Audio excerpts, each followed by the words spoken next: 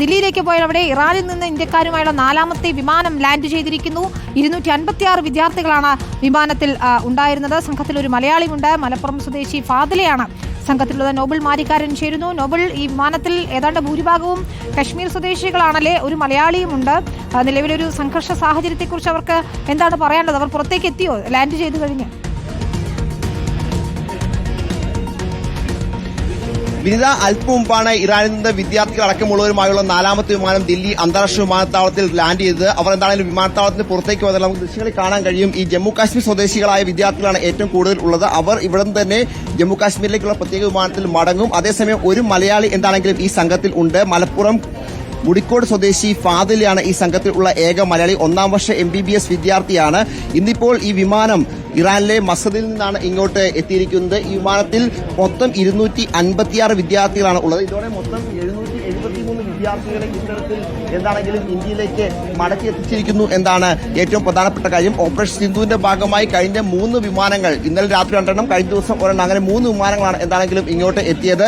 കൂടുതൽ വിമാനങ്ങൾ ഇനി വരും ദിവസങ്ങളിൽ ഇങ്ങോട്ട് എത്തുകയും ചെയ്യും. പ്രധാനമായും ഈ വിദ്യാർത്ഥികളെ, പ്രത്യേകിച്ച് അവിടുത്തെ സംഘർഷ സാഹചര്യം അടക്കം മനസ്സിലായിക്കൊണ്ടാണ് എത്രയും വേഗം വിദ്യാർത്ഥികളെ ഇങ്ങോട്ട് മടക്കി എത്തിക്കാനുള്ള നീക്കം സർക്കാരിന്റെ ഭാഗത്ത് നിന്ന് അടക്കം ഉണ്ടാകുന്നത്. അതിന്റെ ഭാഗമായുള്ള നീക്കത്തിന്റെ ഭാഗമായാണ് ഓപ്പറേഷൻ സിന്ധു വേഗത്തിലാക്കുകയും ചെയ്തിരിക്കുന്നത്. നമുക്ക് അതായത് ഇപ്പോൾ കാണുന്നത് ജമ്മു കാശ്മീരിലേക്ക് പോകാൻ നിൽക്കുന്ന ആളുകളാണ്. കുറച്ച് അപ്പുറം മാറിയാണ് എന്താണെങ്കിലും മലയാളികൾ അടക്കമുള്ള ആളുകൾ എത്തുകയുള്ളൂ എന്നാണ് നമുക്ക് മനസ്സിലാവുന്നത്.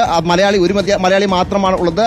അത്തരത്തിൽ രക്ഷകർത്താക്കൾ, പ്രത്യേകിച്ച് ഈ മലയാളി വിദ്യാർത്ഥിയുടെ രക്ഷകർത്താവ് അടക്കമുള്ള ആളുകൾ എന്താണെങ്കിലും ഇവിടെ എത്തുകയും ചെയ്തിട്ടുണ്ട്. അദ്ദേഹം വിദേശത്തായിരുന്നു. പോകുന്ന വഴി മകളെ ഇവിടെ നിന്ന് കൂട്ടിക്കൊണ്ടു പോകാൻ വേണ്ടിയാണ് അദ്ദേഹം എന്താണെങ്കിലും ഇങ്ങോട്ട് എത്തിയിരിക്കുന്നത്. നിലവിലത്തെ സാഹചര്യത്തിൽ ഇത്തരത്തിൽ പരമാവധി ആളുകളെ എത്രയും വേഗം ഇങ്ങോട്ട് മടക്കി എത്തിക്കാനുള്ള ശ്രമം തന്നെയാണ് നടക്കുന്നത്. നമുക്ക് ദൃശ്യങ്ങളിൽ കാണാൻ കഴിയും. ചില വിദ്യാർത്ഥികൾ എന്താണെങ്കിലും ഇപ്പോൾ പുറത്തേക്ക് ഇറങ്ങിയിട്ടുണ്ട്. അവർ ഇവിടെ അത്തരത്തിൽ ഇവിടെ പുറത്തേക്ക് ഇറങ്ങിയ വിദ്യാർത്ഥികൾ ഉണ്ട്. യുദ്ധഭൂമിയിൽ നിന്നാണ് അവർ വരികയും ചെയ്യുന്നത്. നമുക്ക് അവരുടെ പ്രതികരണങ്ങളിലേക്ക് കൂടി പോകാമെന്ന് തോന്നുന്നു. നോബിൾ,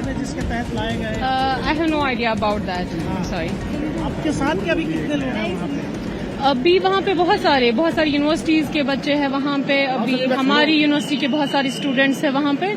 सो अभी है बच्चे काफी वहाँ.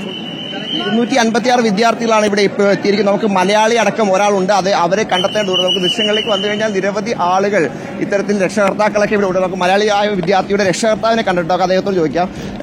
എത്തിയോ? മകൾ എത്തിയോ? എത്തിയില്ല. ഇപ്പോഴും അവിടെ പാസ്പോർട്ട് സെക്ഷനിലാണ്. ഇതുവരെ എത്തിയിട്ടില്ല. സമയം എടുക്കുക. ഒരു 10 മിനിറ്റ് കഴിയുന്നതാണ്. ചെറുതായിട്ട് കമ്മ്യൂണിക്കേഷനൊക്കെ ബ്ലോക്ക് ആയതുകൊണ്ട് പ്രശ്നം ഉണ്ടായിരുന്നു. കഴിഞ്ഞിരുന്നു. അത് വേറൊരു ആപ്പുണ്ട്, ബേൽ വേറൊരു ആപ്പുണ്ട്. അത് പ്രകാരം ബന്ധപ്പെട്ടിരുന്നു. അപ്പോൾ ഇഷ്യൂസ് പുറത്തുണ്ട്. അത്ര ഗൗരവമായിട്ടില്ല. അവർ പിന്നെ സുരക്ഷിത സ്ഥലത്തേക്ക് ഖൂമറ വേറെ സിറ്റിയിലേക്ക് മാറ്റിയിരുന്നു തെഹ്റാനിൽ നിന്ന്. അതുകൊണ്ട് വലിയ ഇഷ്യൂ ഇല്ലായിരുന്നു.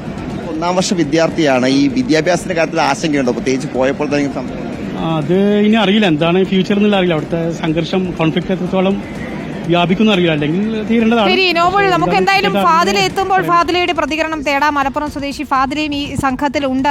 നോബിൾ, നമുക്ക് ഫാദിലയെ എത്തുന്ന മുറയ്ക്ക് നോബിളിലേക്ക് വീണ്ടും എത്താം. ഏതായാലും ആ കൂടിച്ചേരലിന്റെ സന്തോഷം നമുക്ക് കാണാം. ഒപ്പം ഈ തുടർ പഠനത്തിന്റെ കാര്യത്തിൽ ഒരു ആശങ്കയും ഉണ്ട്.